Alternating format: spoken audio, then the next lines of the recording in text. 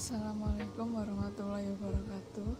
Perkenalkan, nama saya Elnatasha Sekar Aurelia.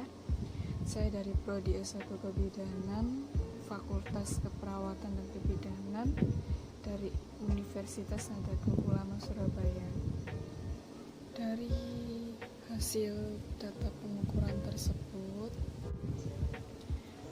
ini adalah data suhu tubuh setelah melakukan aktivitas.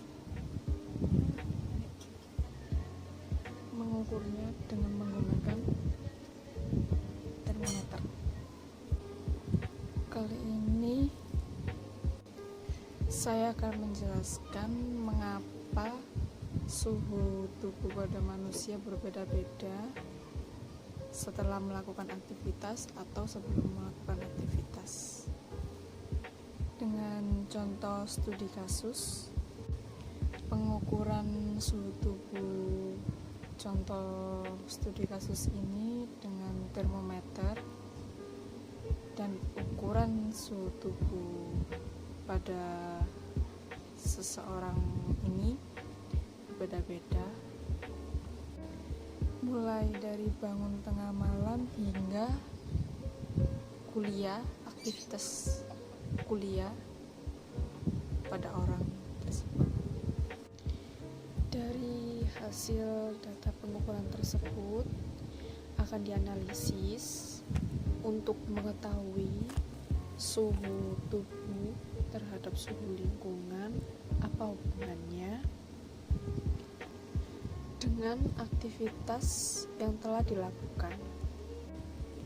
Pengukuran yang dilakukan adalah pengukuran suhu tubuh dan pengukuran suhu lingkungan.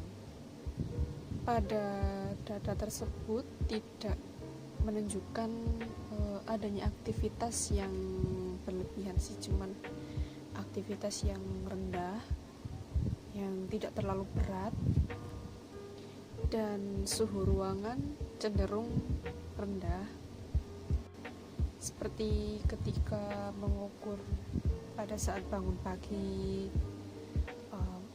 mandi pagi, bangun tidur, suhu tersebut rendah daripada ketika melakukan aktivitas sehari-hari seperti biasanya. Aktivitas seperti biasanya cenderung lebih berat seperti olahraga, kuliah siang, mandi malam dengan air hangat.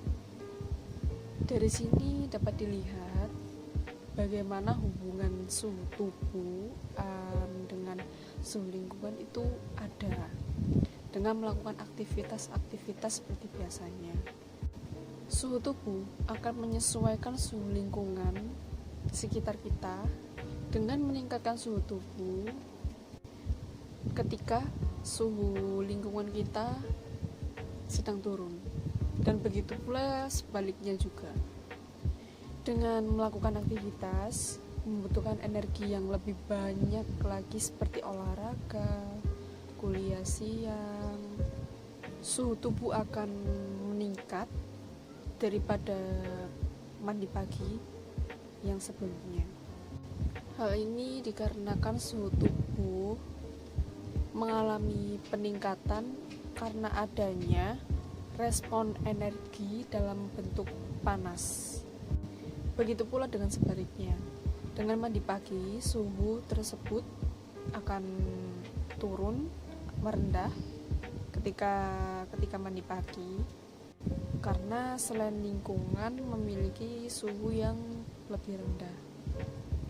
Dalam produksi panas, tubuh memperoleh panas sebagai akibat dari aktivitas metabolisme dan jaringan tubuh dan dari lingkungan luar.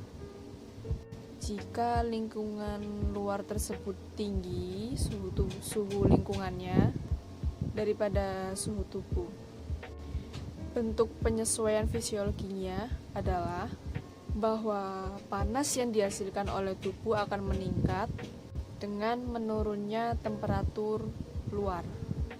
Sebaliknya juga, temperatur yang tinggi akan menurunkan jumlah panas yang dihasilkan oleh tubuh kita. Hal itu dapat dikaitkan melambatnya aktivitas metabolisme, menurunnya tonus otot. Manusia ini tergolong organisme homeoterm karena suhu tubuhnya relatif tetap, yakni berkisar antara 36,6 derajat Celcius sampai 36,9 derajat Celcius. Ini adalah keadaan yang seimbang dalam pengeluaran panas tubuh dan pembuatan panas tubuh. Simpulannya, suhu tubuh pada manusia dipengaruhi oleh aktivitas tersebut. Bisa dengan jenis kelamin, bisa dengan suhu lingkungan dan keadaan seseorang itu sendiri.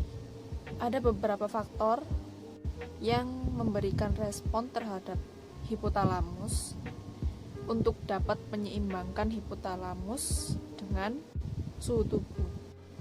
Faktor-faktor yang dapat mempengaruhi kehilangan panas yaitu 1. Ada radiasi atau yang disebut dengan pancaran panas. Panas badan tersebut dipancarkan ke sekelilingnya jika suhu benda lebih rendah daripada suhu tubuh. 2. Ada konduksi atau hantaran panas. Panas badan dihantarkan ke sekeliling kita jika suhu benda lebih rendah dari suhu tubuh. Sama dengan faktor yang pertama tadi. Tetapi faktor yang kedua ini dihantarkan. Itu perbedaannya. Yang ketiga, ada konveksi atau yang disebut dengan aliran panas. Terjadi jika suhu di sekelilingnya lebih rendah dari suhu badan. 4. Ada evaporasi atau yang disebut dengan penguapan panas. Terjadi pada kulit karena keringat atau air tersebut keluar dari kapiler korium kulit. Simpulannya, suhu tubuh pada manusia dipengaruhi oleh aktivitas tersebut.